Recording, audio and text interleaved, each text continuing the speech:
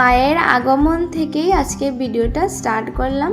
তো hello everyone, welcome back to my channel Ritika's mini blog. তো সবাই কেমন আছো? আশা করেছি সবাই অনেক ভালো আছো এবং আমিও অনেক ভালো আছি তোমাদের সবার আশীর্বাদে। তো দেখতে পারবে মায়ের আগমন হয়ে গিয়েছে আর এখান থেকেই ভিডিওটা স্টার্ট করেছি, যেহেতু এই ভিডিওটা ছিল ষষ্ঠী পুজো থেকে। তো ষষ্ঠীর বিকেলবেলা মাকে নিয়ে আসা হয়েছে আর আমাদের দাদুর ঘরে বাসন্তী মায়ের পুজো। তো তোমাদের সবার সাথে পুরো ভিডিওটা শেয়ার করব। তো অবশ্যই দেখবে কিভাবে আরতি হয় এবং ষষ্ঠী পুজোর আরতি এতটাই সুন্দর করে ওরা করেছেন কি বলবো। তারপর বিকেলবেলা আমরা সবাই চলে এসেছি দাদুর ঘরে আর এখানে দেখতে পারবে পুজোর প্যান্ডেল পুরোটাই হয়ে গিয়েছে আর এখানে পুজোর মায়ের আগমনে যা কিছু লাগবে সেটা ওনারা করছেন এবং অনেক সুন্দর করে সাজিয়েছে। তো দেখতে পারবে পুরো ভিডিওটা আমি শেয়ার করলাম আর একে একে করে মায়ের সন্ধ্যা আরতি থেকে মায়ের বস্ত্রদান কিভাবে করা হয়েছে সবগুলো ভিডিওর মাধ্যমে তোমরা সবাই দেখতে পারবে। তো এতটাই সুন্দর হয়েছে মায়ের মূর্তি কি বলবো।